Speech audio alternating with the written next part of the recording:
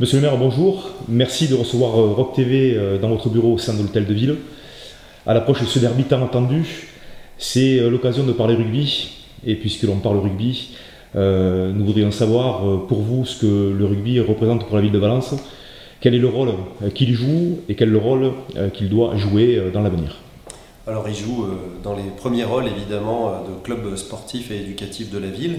Pour moi le rôle du ROC, la Voulte Valence, c'est d'être un club qui éduque les jeunes sportifs à pratiquer un beau sport, mais qui leur inculque aussi les valeurs du rugby, qui sont toutes ces valeurs qui font sa force, le respect des autres, l'engagement, la volonté, la persévérance, voilà, toutes ces valeurs que les rugbyman défendent au quotidien, sur les terrains, mais aussi dans la vie économique. Et c'est le deuxième point, c'est forcément un lieu d'attractivité et de rencontre important, un club comme le ROC qui évolue à haut niveau. Donc c'est un lieu d'échange aussi pour les chefs d'entreprise, pour les artisans, pour les commerçants, pour tous ceux qui font la vie économique de notre ville. Et donc moi, chaque fois que je me rends à un match de rugby, je rencontre ces gens-là, ces chefs d'entreprise, dans un lieu tout à fait particulier où on échange de façon plus libre et peut-être où on crée aussi un peu d'activité et d'affaires pour notre bassin. Donc voilà, et puis une place importante. C'est le club qui évolue au plus haut niveau sur terrain extérieur pour notre territoire. Donc évidemment, il a aussi le rôle de porte-drapeau de nos deux villes, de la Voulte et de Valence. Alors en tant que premier magistrat de la ville de Valence, quelles sont vos ambitions justement pour ce club du ROC, la Voulte Valence?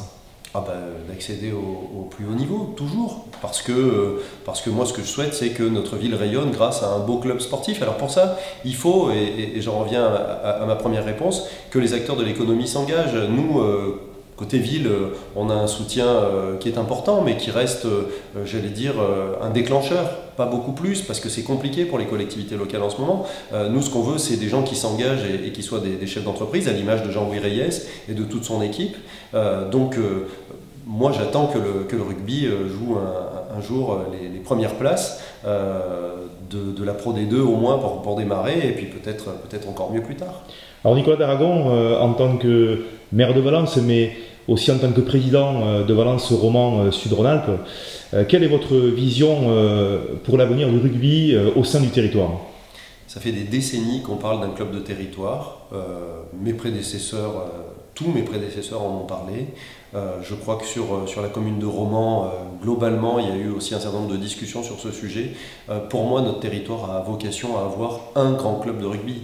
D'abord, ce serait se donner les moyens. Ça veut dire n'avoir plus qu'un seul club. C'est investir tous dans le même club et donc atteindre la capacité à déclencher d'autres moyens du privé et donc avoir véritablement soudé sur le territoire l'ensemble des entreprises, l'ensemble des élus, l'ensemble des acteurs, l'ensemble des habitants, l'ensemble des passionnés du rugby qui viendraient en un seul lieu soutenir une seule équipe qui évoluerait au plus haut niveau.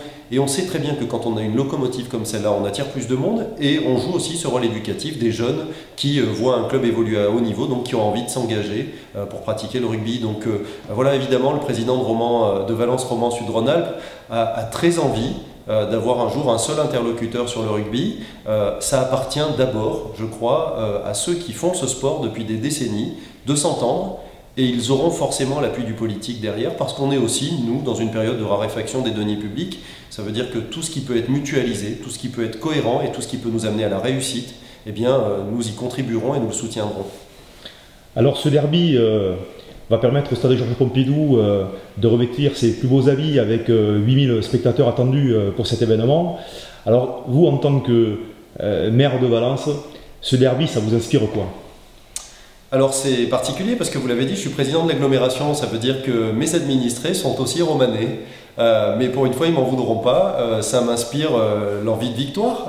Moi, j'ai pris de bonnes habitudes depuis 2014. Chaque fois que je m'engage aux côtés de quelqu'un à Valence, il gagne. Donc voilà, moi, ce que j'espère, c'est que la Voulte Valence va remporter ce match haut la main, dans le respect, parce qu'on a vu des choses qui se sont passées il n'y a pas longtemps sur les terrains de rugby au nord de notre territoire qu'on n'aime pas trop voir. Donc dans le respect, dans le fair play, dans l'engagement, et j'espère qu'avec ma collègue de Romand, Marie-Hélène Toraval, on applaudira ensemble la victoire du ROC.